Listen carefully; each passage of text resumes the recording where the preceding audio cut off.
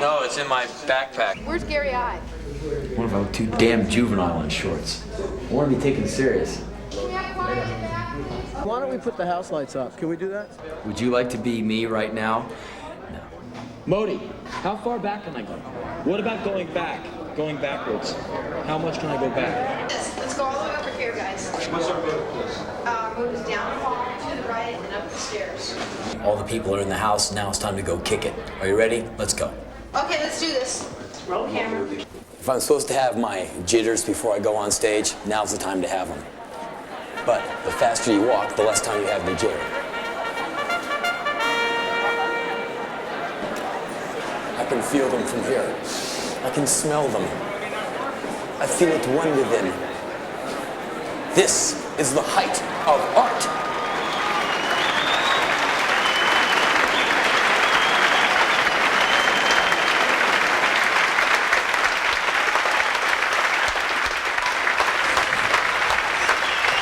Okay.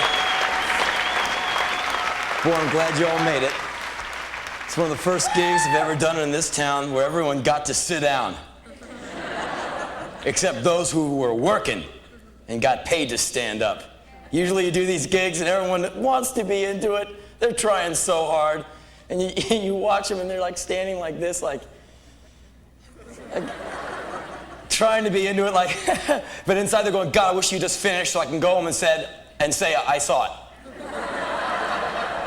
Because you've been up since who knows what time you got up in the morning, and what do you do for a living? It's usually standing around listening to some asshole tell you what to do.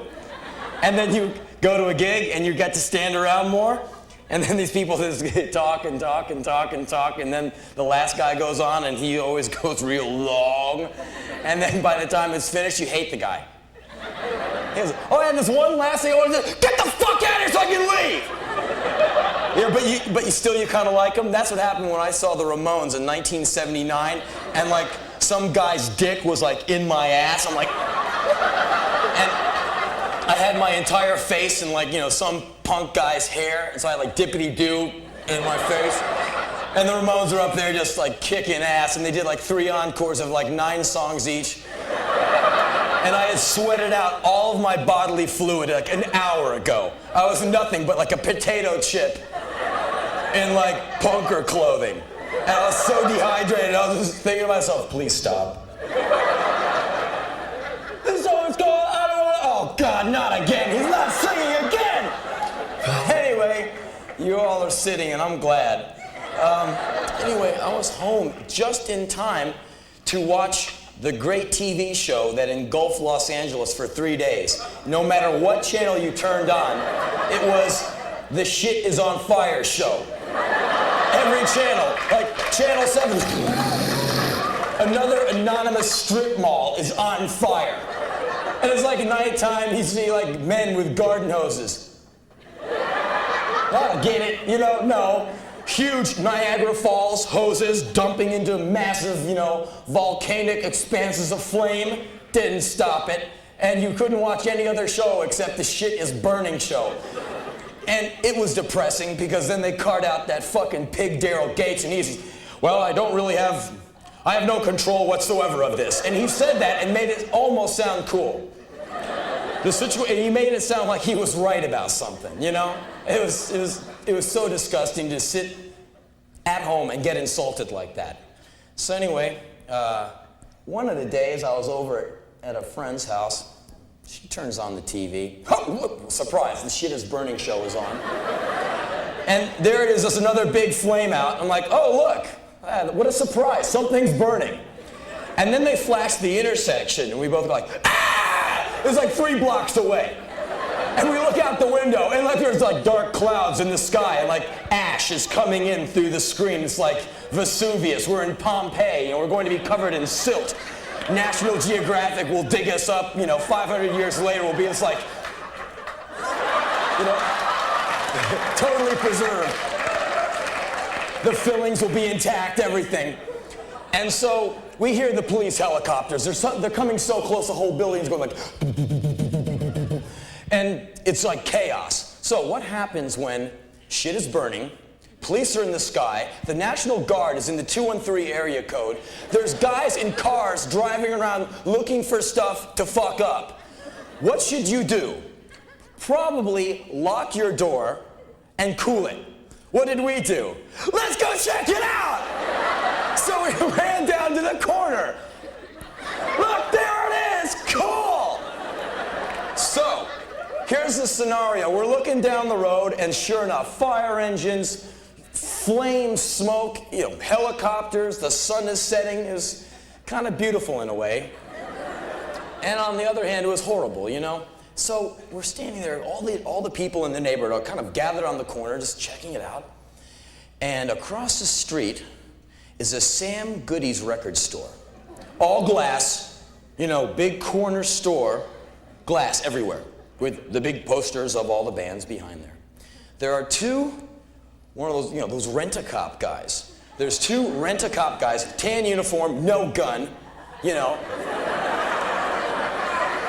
Those guys are always a little overweight, and they always have that kind of look of slight unease on their face. So it was like, because this time it was a little out of hand. They weren't guarding a parking lot this time. All right, you cement, don't move. And then they do that for 8 hours. Oh, all the cars are still here. Okay, you can go home now. Oh, thanks. Here's the stick back. Bye. This time, there was looters coming up the street.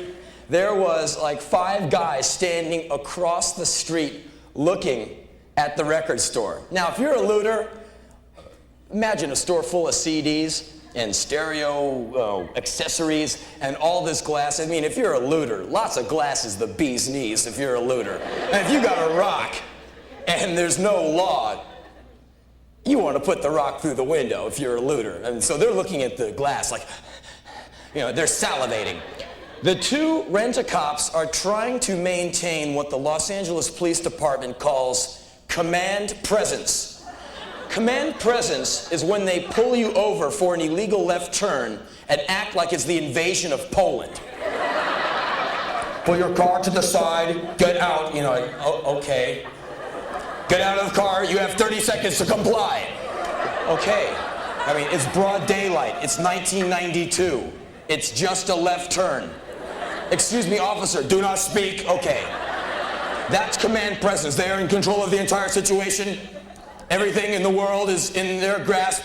You will do nothing, you will say nothing, you will hand over your ID and registration and insurance, or you will go to the pokey. That's command presence. And when one of these pigs you, you are in the grip of command presence, and they really know how to do it. They're like, steroid amped, and they're scary. They're not even reasonable. They're about as reasonable as my dad. So, these two rent-a-cop guys are standing in front of Sam Goody, really trying to look heavy to a bunch of guys who fuck shit up for a living. And they're like,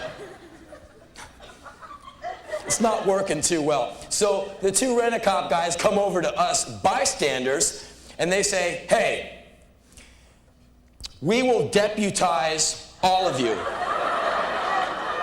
if you will come across and stand in front of the Sam Goodies. This is your neighborhood. You must protect it. Okay, it sounded pretty good. Me being a little bit more cynical than the average person. In fact, I'm more cynical than the average stadium full of people. I said, man, this guy has about as much legal clout as anybody here. He can't deputize shit, man. So let's think about that. Come and protect your community. Come across the street and stand in front of Sam Goodies. Okay. So what you're saying is, you want me to take a rock in the face for Paula Abdul. Now, okay, I'm a little confused, so let me get this right. I'm supposed to take a 2x4 across my chest for Bono. I'm supposed to stand in front of a huge piece of plate glass and try and defend it from 5 gnarly youths who want to go right over my head for Morrissey. Fuck you, fuck you, fuck you, fuck you!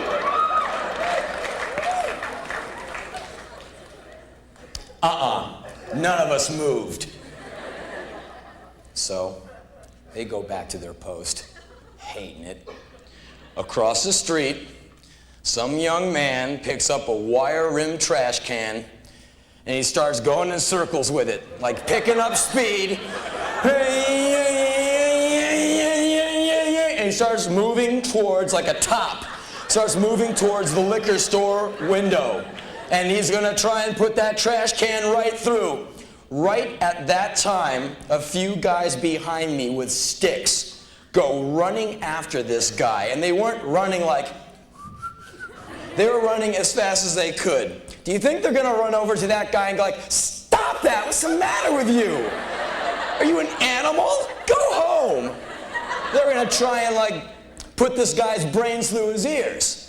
And so I see the guy about to break the window and I say to myself, man, fuck you. The guy who owns that liquor store is cool. He doesn't need his windows broken, because if he's lucky, his place is just gonna get looted. That's if he's lucky. He'll be able to replace all the liquor, sure. He'll get a new window, fine. But what if those guys torch the place? You gotta realize that some of these people who own stores, they work for a living. They have families. They have kids they're trying to put through college. Some of these store owners, goodness gracious, they might even be good folks who don't deserve this shit.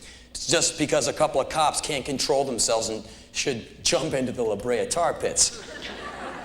So these guys go taking off after this guy, and I think to myself, fuck you guys too. Because they're like running after them as fast as they can. People behind me are going, get him, don't, he's getting away, kill that motherfucker! And I'm standing, and all of a sudden I realize I'm standing next to guys who are just as fucked up as the guy with the trash can and the guys with the sticks. And I had a crisis. It was, fuck all y'all. I look up on the roof of the building right above my head. There is a man with a rifle. Man, I was out of there. Back to the apartment. I did not surface for 2 days. The day I surfaced was the day I got to go to Los Angeles International Airport and go to the Midwest and go speak at universities. So, the cab driver comes, he goes, how do you want to go to LAX? I said, take me down La Cienega. We'll take the surface street all the way down. So I figured, it's a surface street, it goes right through some hairy parts of LA, and I'll get to see some carnage and I'll see what's happened, Because it's not as if you can really go walking around. Excuse me, are you going to loot that? Can I watch? I mean, in Hollywood, there's a Silo appliance store. Apparently it got cleaned out to the point where there was only a washing machine left. Can you imagine people pulling up with pickup trucks? One guy gets out, has a bad back, 4 gang members help him get that washing machine on the back. Hey, hold up, man, you're gonna hurt your back. Oh, come on, fellas, let's get it up here for him. No, you stand back, man, just relax. You're gonna hurt yourself. You get that truss on. Come on, we'll do it for you. Here, take these extra speakers we ripped off, too. Have a nice drive home. Do you have enough gas in your tank? Look, here's a 5. Fill it up with gas. You got a long drive back to Chino. Okay, have a good trip, buddy. So, I'm going down La Cienega, and as we go deeper south, it gets worse and worse. You start seeing broken windows, and then burned stores, then burned cars, and then just, like, devastation. And you see these poor store owners doing whatever they can to keep their places from getting destroyed. The obvious ones, black owned, which doesn't work so hot if some guy hates black guys. He just goes, new target, Molotov, but these guys are just doing whatever they can to keep their store, And the thing I thought was the best was there's a computer store. Computer stores are run by people who are pretty smart. The computer store has a single piece of plywood over the door.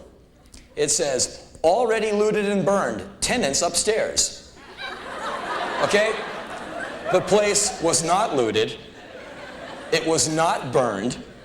There was a roof with nothing on top of it. There were no tenants on top. I can see these computer guys in the back into a virtual reality trip. Or just being like the cynical geniuses they are. Like, oh, it's gonna be a riot. Okay, Oh, I got it. Do we still have that piece of plywood in back? Okay, just put on there. Tell them it's already looted, it's already burned, and just put it out there. No, wait a minute. Tell them there's tenants upstairs. Yeah, that's great, but there's no tenants up there. Sure there is, man. Just think it and be it, right? All right, let's get the fuck out of here. And they would leave, and you see the looters come up. All right, Apple Supplies. They're gonna go in there and get themselves a 2-page color monitor, a Quadra, a laser printer, all the goodies, all the software you can stick up your ass and haul home. Man, if you were like a computer guy, that would be the shit. Loot a computer store, you'd go home with all the gear you'd need. So you see these looters come up, burning bottles of petrol and sticks. They're ready to loot and pillage and destroy. They come like,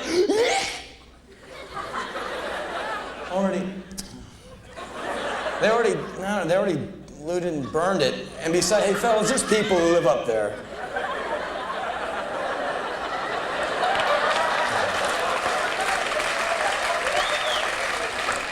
Luckily for the computer guys, I can see the looters looking up. Oh, there's no residences.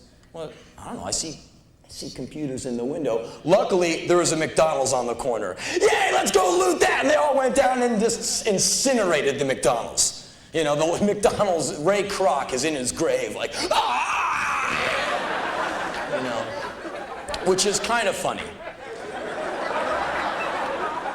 But as much as it's fun to talk about it, I think looting is fucked. Oh, you don't have to clap. You're putting up with me. I really appreciate it. I wanted to tell you a story of young love. I used to work at this pet shop when I was young. Growing up, I was in Washington, D.C., and at the time, it was 95% black, and I listened to black music. I got chased by black guys.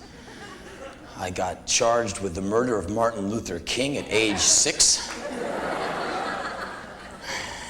Hundreds of years of slavery at age 8. It was a tough town. It was a politically charged environment. My mom worked for Hubert Humphrey in the late 60s for his election campaign. So me and my mom were driving her little hippie mobile VW downtown, and a mace canister bounced off the hood, and we were in it, man. And my mom was going to those marches, and it's like, fuck yeah! She's an intense lady, man. Imagine like Mia Farrow on like cheap drugs. Like Mia Farrow, if she did like a 4-foot line of cleanser. Like came after you with something. Like, damn, girl. So anyway, I grew up in this town that was like pretty intense, and all I listened to was like black soul radio, and if you could just hang, and without getting beat up, and without feeling like such a white boy, because I wanted to be black. So bad, because they were the coolest, man. And their music was cooler than, Frank Marino and Mahogany Rush, Stevie Wonder, yeah. Earth, Wind, and Fire, that shit was cool. Not ELO. So I was just like, damn, man. So anyway, I worked at this pet shop, and I'd be up in the fish department scooping out so many dead fish. Man, that place had more dead animals in it than live animals. I go in there on Saturday to clean the shit and everything, and they're just half the store's population would be dead and dried up. All the rodents are like, they dry up. They don't have much moisture. They don't really rot. They just kind of, and they always die in the most horrific facial expression. Like every mummy you see, like if they dig up some mummy, oh my God, look, it's a man with a bunch of bandages around him. It must be a mummy. They're always just like, they must put him down there when they're still alive. And it's Egyptian, like, you motherfuckers! It's like, Anyway, my boss, his name was Skip. And he had this daughter who went to Wilson High School, which was like the public high school with boys and girls in it. I went to the Naval Academy prep school out in the suburbs with nothing but boys in ties and military haircuts. I wanted all the girls, but I didn't know how to talk to them because I was like this skinny, fucked up looking guy who went to an all-boys school and was jacked on Ritalin all the time, who played with shit after school every day.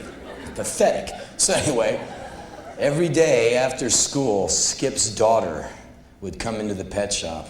Her name was Rhonda. And you didn't say it like Rhonda, like, help me, Rhonda. Rhonda was, Rhonda!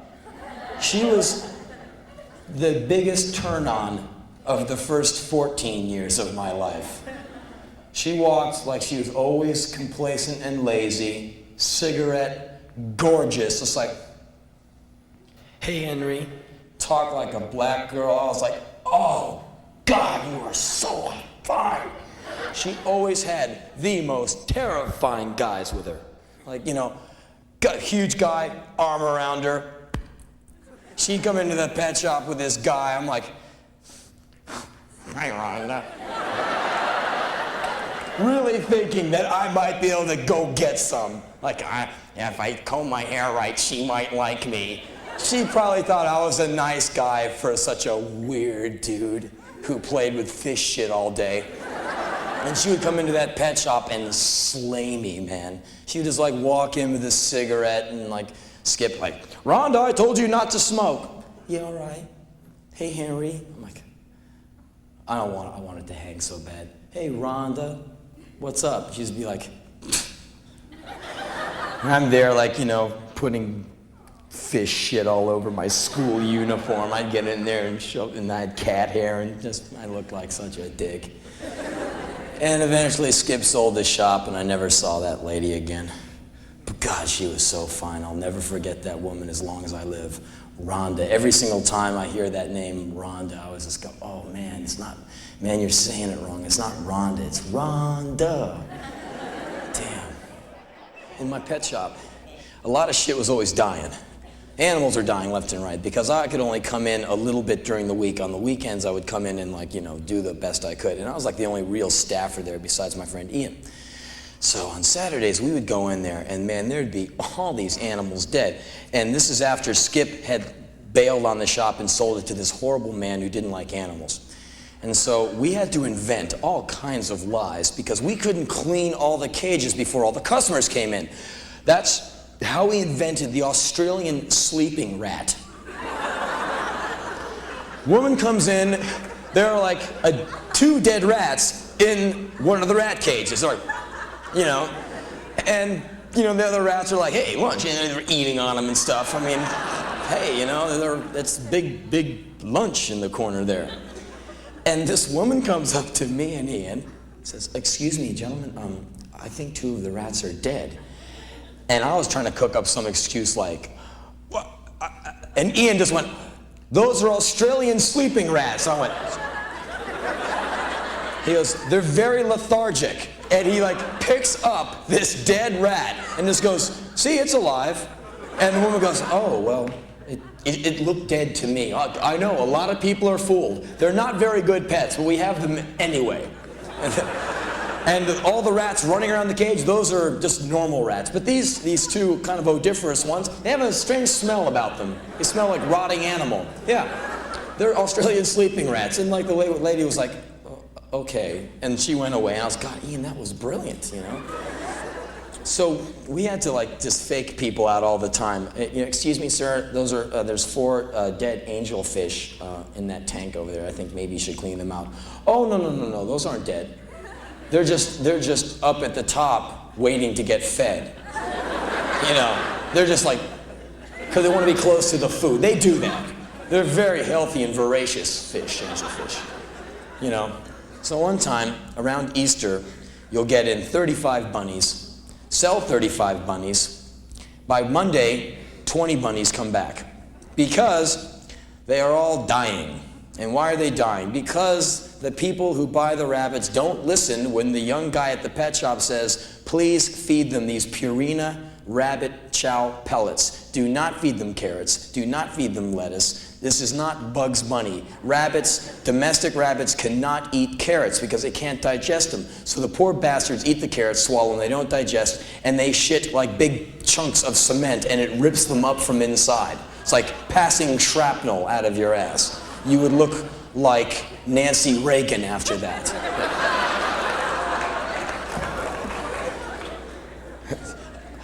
The most horrible thing in the world is a woman who's never had an orgasm, which is at least about 20% of you. And if you don't get a chance to come, girls, you're gonna end up looking like that woman. And that's a mean thing to say, and sometimes the truth hurts. And sometimes it feels real good. So anyway, one of the rabbits came back, and it was all messed up. It had the carrots coming through it. And this crazy woman had bought the rabbit. This woman was nuts. And she bought the rabbit and she returned it. And she comes in and she had named the rabbit Bun Bun the rabbit.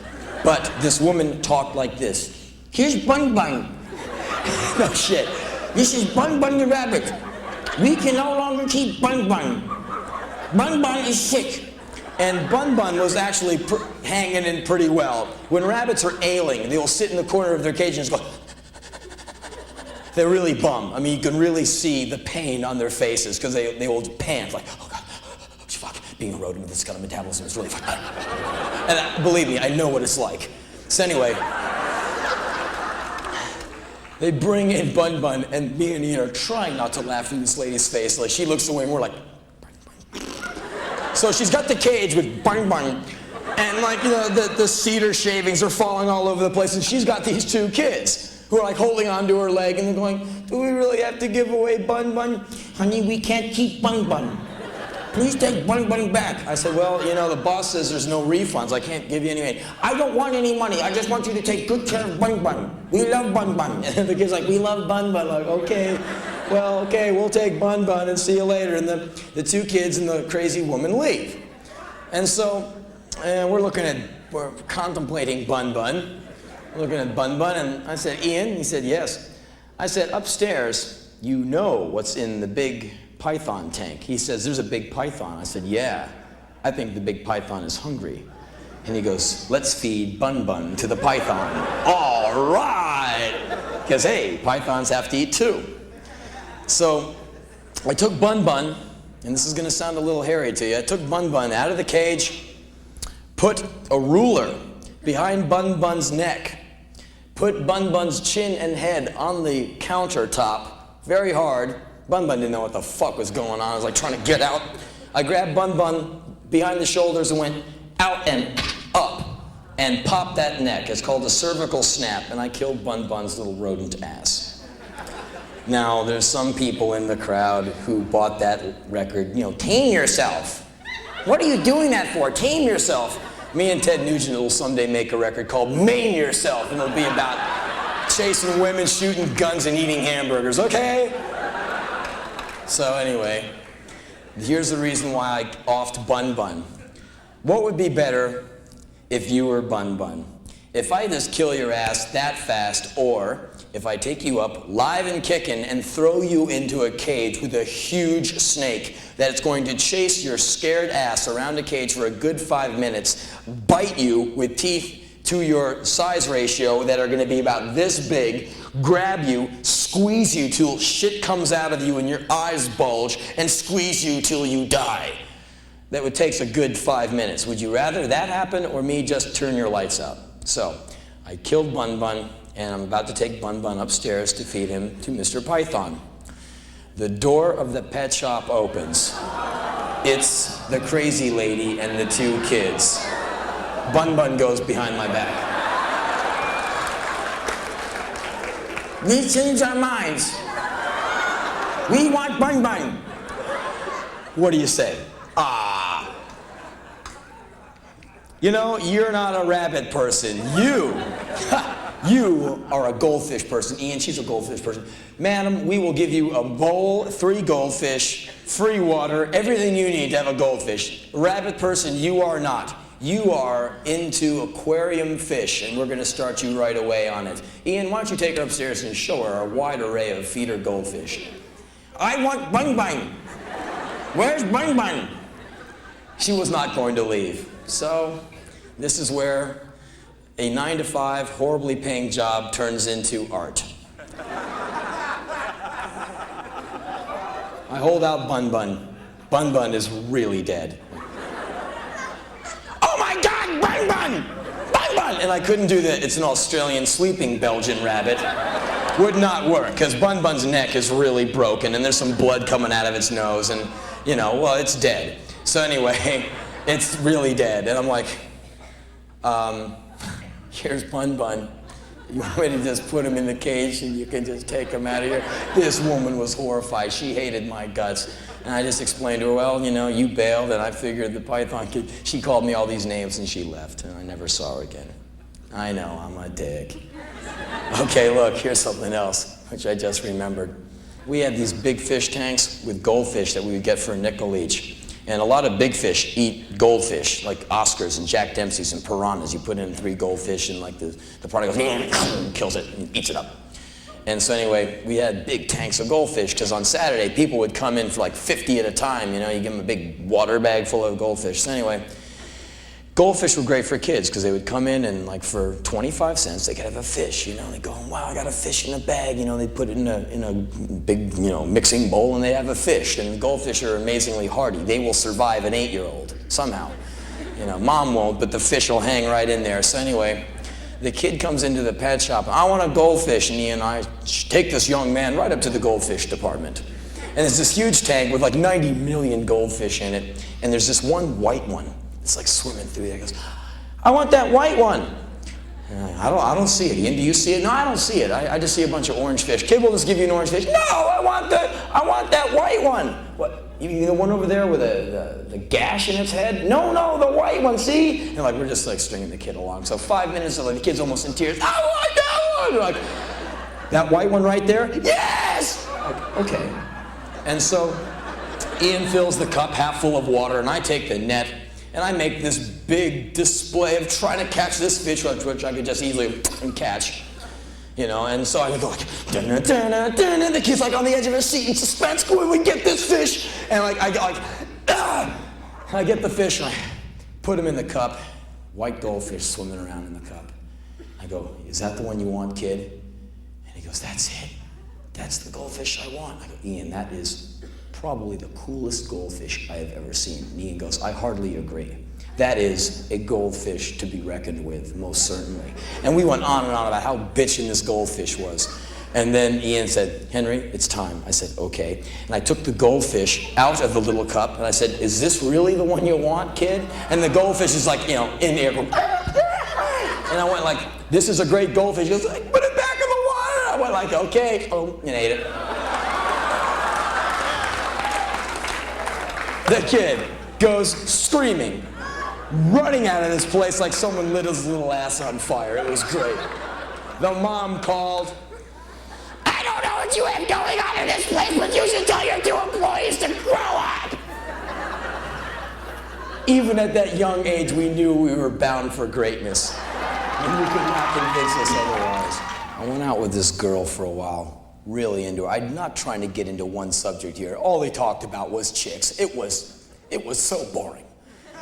But anyway, I was like really into this one girl, and it was really cool. We're skipping merrily down the lane, and I was just like, man living in lukewarm water. Henry, huh? Henry, you're about to walk off a roof. Okay. Woo. I just didn't care about anything. I was in love. She dropped me. And so I was like, ah! Poor Hank. It sucked, man. I was so depressed.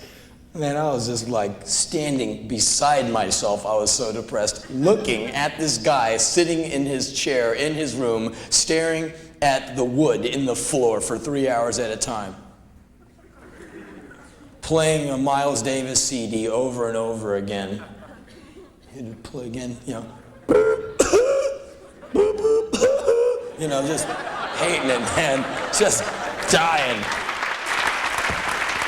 When you do get left by the girl or the boy, say you're in my shoes, the girl leaves you, and then you are Mr. Depressed Guy. The weight of the world is crushing down upon you, and you're really depressed, you know? You are really depressed, and you're in your room like, oh.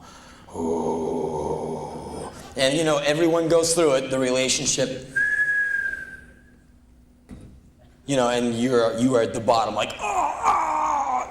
You will go into your room, and you will do all of that really hilarious shit. That bitch! You know, and it's kind of good for you to vent a little. So, you know, if you're like me, you lock the door, you paint the walls black, you put on black clothing, dye your hair black, get some black paper and some black ink, turn the lights off, put on one of those shitty records from Manchester and just scribble manic poetry, page after page after page. It comes out of you like a volcanic fountain. And it's all good, and it's all profound, and it's all real because you are the king or queen of pain. No one knows the pain that you know. You are alone, and everything you write is very intense and profound, no matter how silly it is. Oh, lonely moon. I look upon you, and I see myself looking back upon Earth. Oh, do not cry for me. I lay in the desert of alienation. I am alone. Pity me not. And you'll write all this shit and read it aloud to yourself, and you'll think you are so bitchin'. Then 3 weeks later, you read it, and you're like, oh yeah, there's that killer stuff I wrote. And then, like, it's really hard to read because it's black paper and black ink, so you have to kind of shine it in the light. You're like, but pity me not, for I lay in the waste of exile and alienation unto myself, ...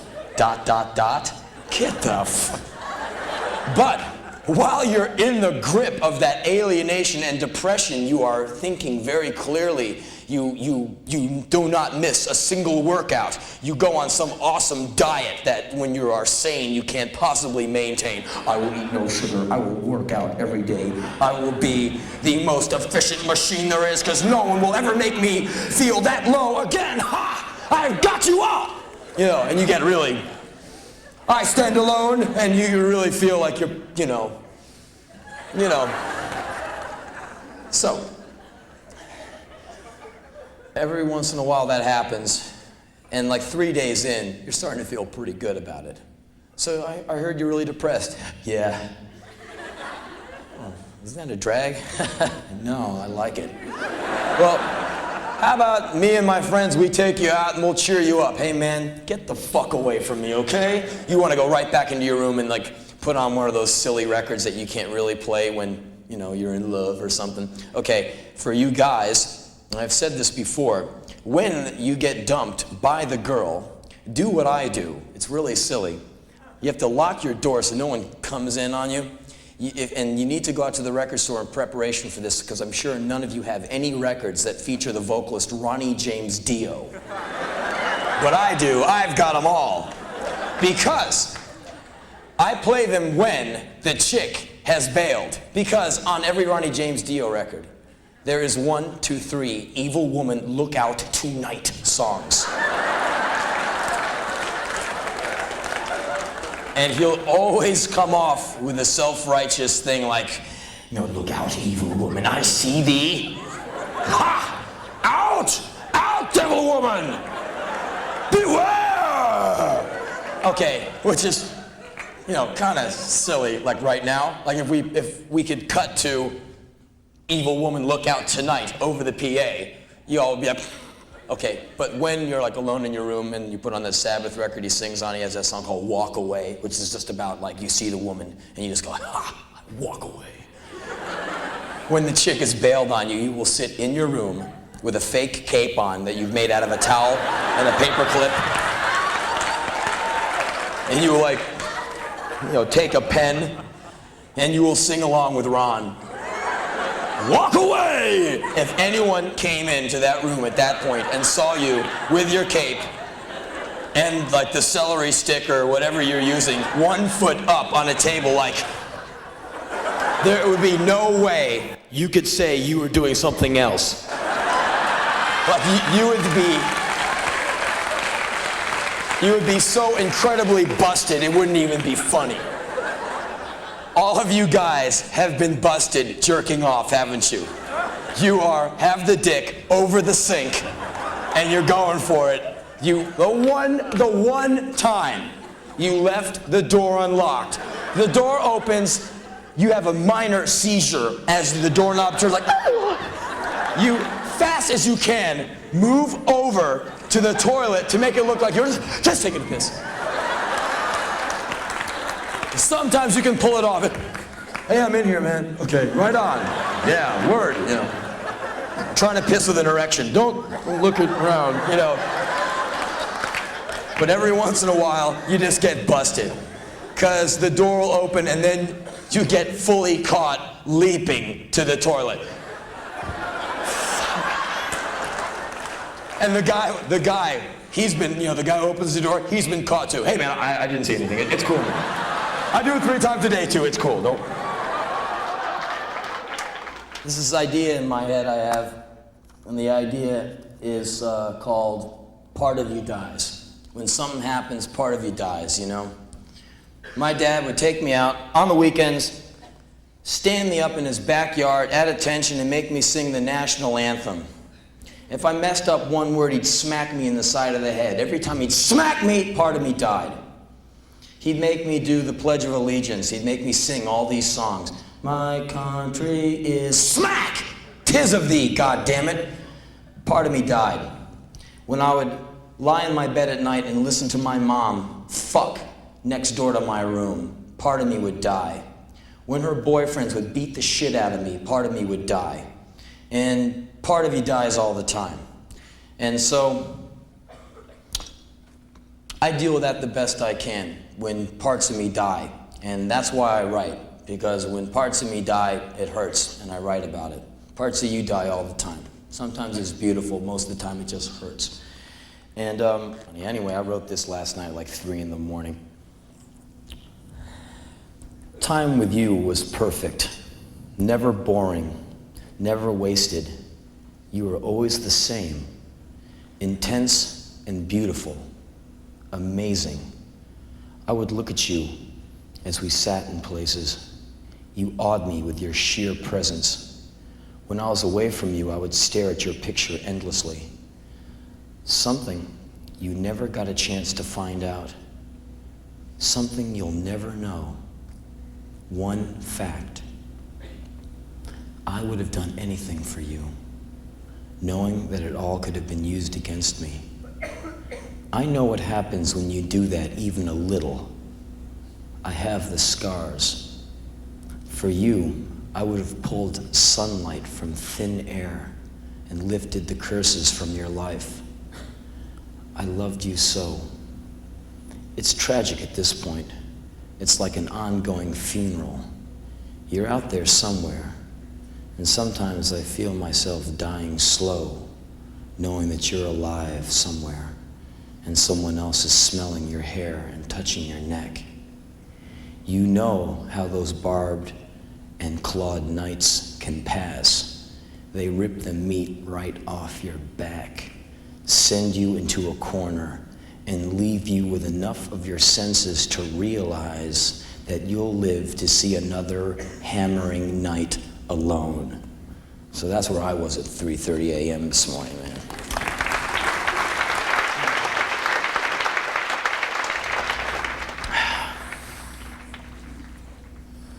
This is a story about 2 boys. One boy was born in California, conceived in the Midwest in 1961. Another boy was conceived in Washington, D.C. and born in a snowstorm in in Washington, D.C. in 1961 at D.C. Columbia Hospital. Each boy grew up feeling totally alienated, totally weird, totally convinced that he came from a different planet. Each of them had one stroke of good fortune. They crossed paths, and it was just by sheer luck these two aliens crossed paths. They became incredible friends and had a friendship that was beyond words, that was beyond thought. They could finish each other's sentences. When they were together, they were so telepathic. It's like they were brothers. It's like they shared the same mind.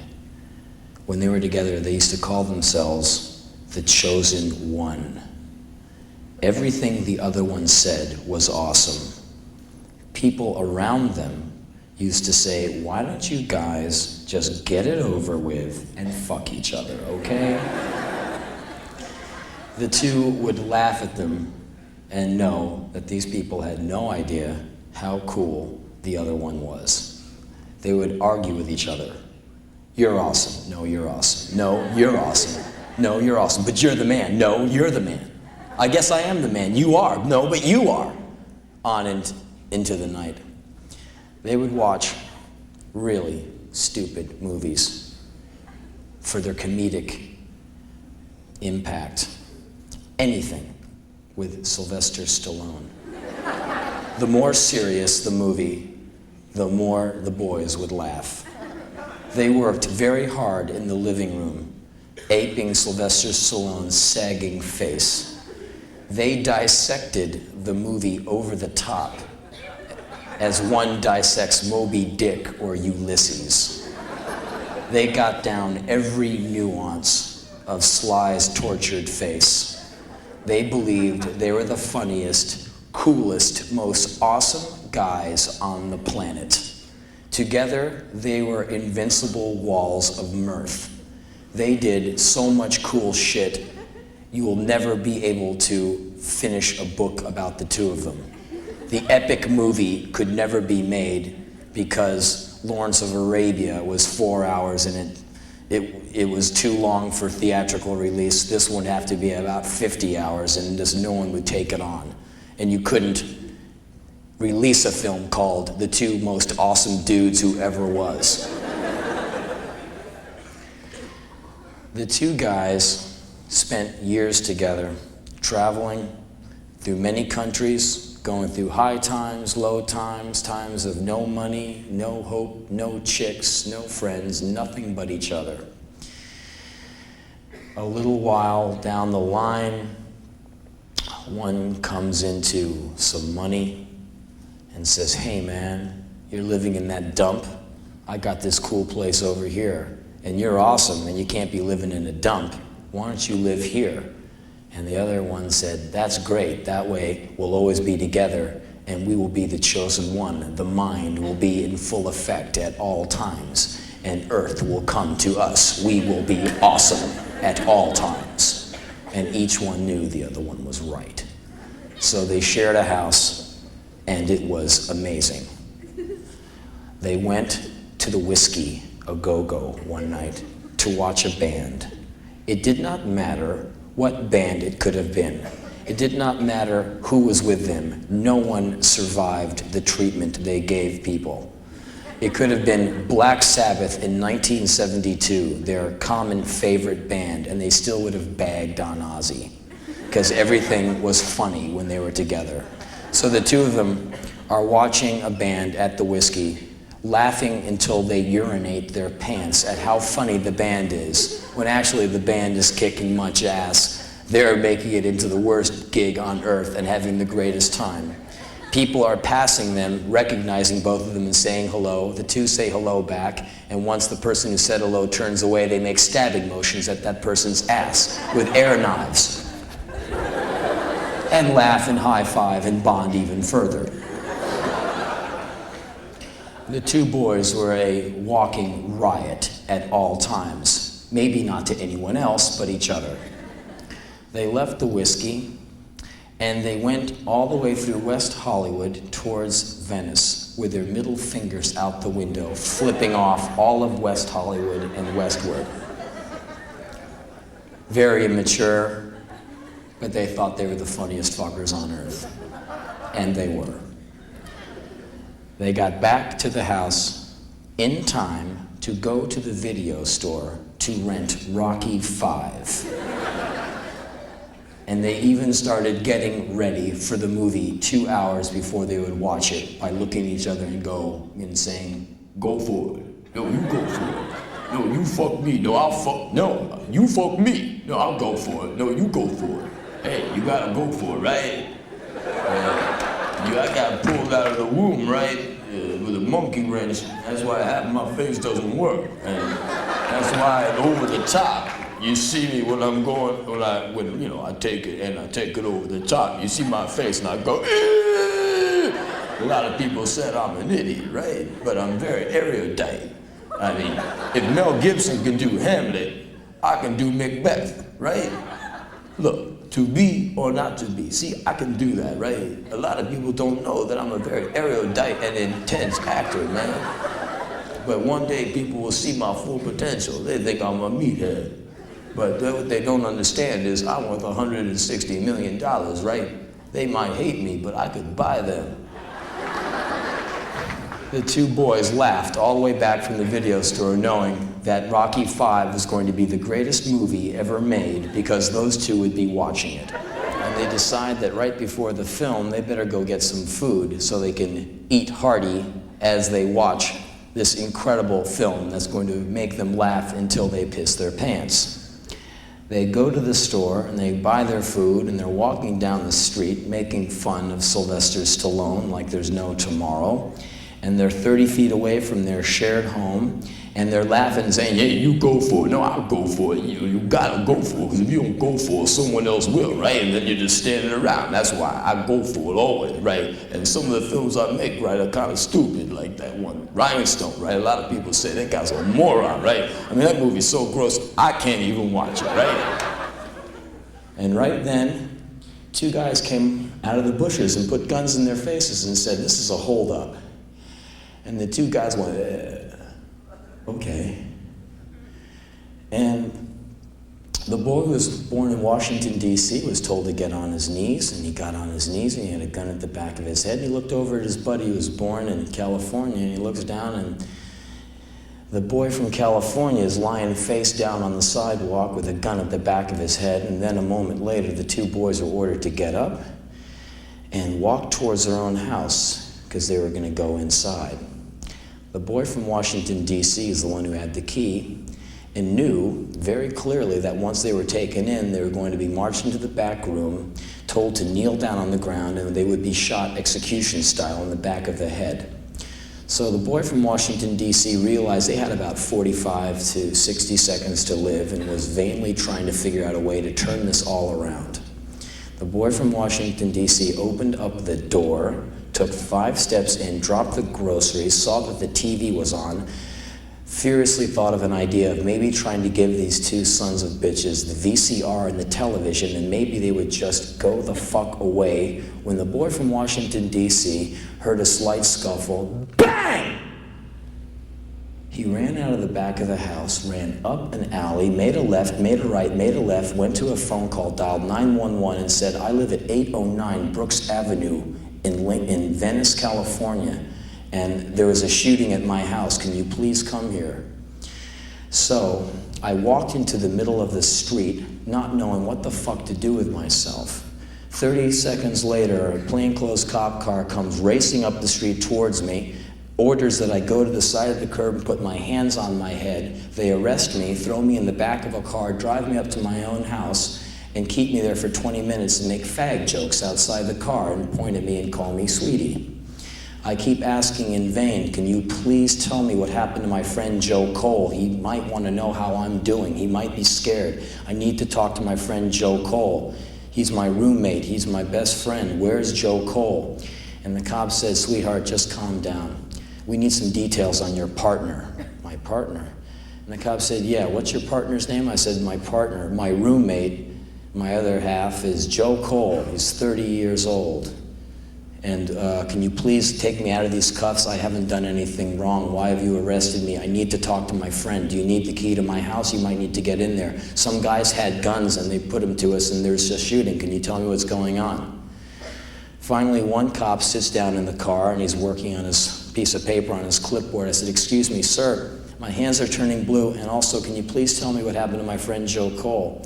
And the cop turns around with very studied nonchalance and he said, oh, he's dead. And went back to his clipboard and wrote like it was no big deal. So they held me for about 9 or 10 hours at the police station and let me go in the morning. And my friend took me back to my house, and we were preparing to clean up as much blood as comes out of a 6'4" young man who gets shot in the left cheek. And I was getting ready to mop up that living room, and me and my friend were saying, we can do this, right? Yeah, we can do this. And we're getting psyched up to mop up so much blood. And we get to the front porch, and there's television reporters there, National Enquirer, and there's a big puddle of blood right on the dirt on the front porch, and there's flies eating it. And I look down, and this puddle of blood is very big and very deep and very viscous, and there's a lot of flies eating my dead friend's blood, and that was Joe Cole, man. And so I went by the reporters, and I've never said no comment to a reporter in my life. I said fuck you a lot of times, but I've never said no comment. I felt like I was in Watergate or something. So I walked into the place, and I had to go right into Joe Cole's room and get his phone book and call every single fucking number in that phone book from A to Z and tell them the most horrible news I could think of. Between phone calls, I would have to steady myself so I wouldn't start crying and convulsing. I would have to calm myself down so I could make the next phone call. So when I talked to that person would hear a voice and not somebody on the other line going. So I did that for a while. And then it took us a couple of days of frantic moving, and we moved every piece of furniture and gear out of that house and threw it in a storage space. And I lived in someone's office for a few weeks and went on tour. And I'll tell you what, man. All that talk about kill a motherfucker like it ain't no thing and all that tough gang banging shit, you know what? I think it's fucked up and stupid. Because when someone dies, it's not like in those movies like Lethal Weapon 3 where they just die, and you know how Mel seems to kill people and never has to really answer for it, and the bodies stack up, and afterwards he just paid $7.50 to see a lot of cars blow up, a lot of silicone impregnated breasts, and a lot of dead bodies. You know what happens when people get shot? They don't like struggle for air and say something witty and dramatic as they die. They just fall on the ground, shit their pants, and have their brains come out the back of their fucking head, man. The last few months have been really hard. It's been really rough, but there's one upside to the whole thing. Because, like I said, I got enough horror to sink your ship, okay? And who needs to hear it? It just will bum you out, and it's just a self-indulgent blues jam, and I'm not gonna pull you through it because I pulled you through it enough. There's one good thing that comes from this. When something this powerful happens, there's a powerful lesson you can get. And here's what. I'm not trying to say I'm some goody-goody, oh, I love you all, that new wave shit. But look, I don't know many of you people. I don't even know how many of you are here tonight, but I'll tell you one thing. I like all of you, all right? And I don't like all of you like I want to move into your house. I want you to come over and hang out with me and shit. But I like you. I really do. And I'm really glad you're here. Not because you paid whatever to get in here, because you're alive. And I don't even know you, and I love your life because you got one. And if Joe was here now, he'd be here, but he's not. And I don't believe in an afterlife. You step on a bug, it dies. I shoot you in your face and you die, and you don't come back. And that's my belief, okay? There's no ghosts, there's no afterlife. I'm not a spiritual person. I'm a kind of a cash and carry guy, wash and wear. So, with that belief in mind, I reckon that while you are here, since you're not going to Disneyland and all that shit and hang out with Jim Morrison and get to jam with Hendrix and Miles and all that cool shit, if I were you, I would really kick a lot of ass while you're here. Because when you're dead and you die, you're fucked. Because you don't get to go hang out and do cool shit anymore. So if you're thinking of going home and putting a fucking needle in your vein and shooting heroin, always know one thing. At least my opinion is, that's fucked, okay? Glorious thoughts of suicide. If you ever kill yourself, I would love to be able to bring you back to life just so I could kick your ass. I think there's just no time for drinking this Jack Daniels poison. There's no time for hanging yourself. There's no time for blowing your brains out. There's no time for heroin. As bad as life is, people like Daryl Gates, people training you to be a racist moron. There's a lot of bad shit out there, and as bad as life gets, life is fucking awesome, man. Because the alternative, going to a funeral, looking at a little plastic box that contains your friend, sucks. So all of you are the same on one level. All of you in here are just like me in one way. You're all breathing. And that's the coolest, man. And you have to go with that. Because there's nothing else to go with. That's the only break you get.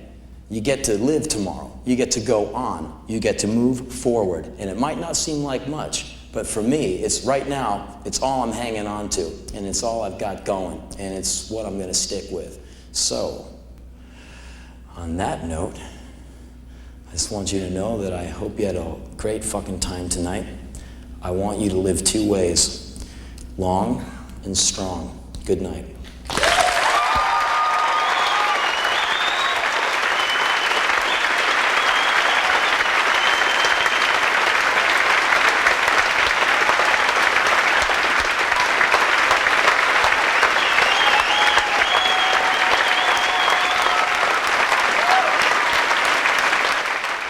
The P word is poetry, and I don't like to use that word. I think poetry is for poets.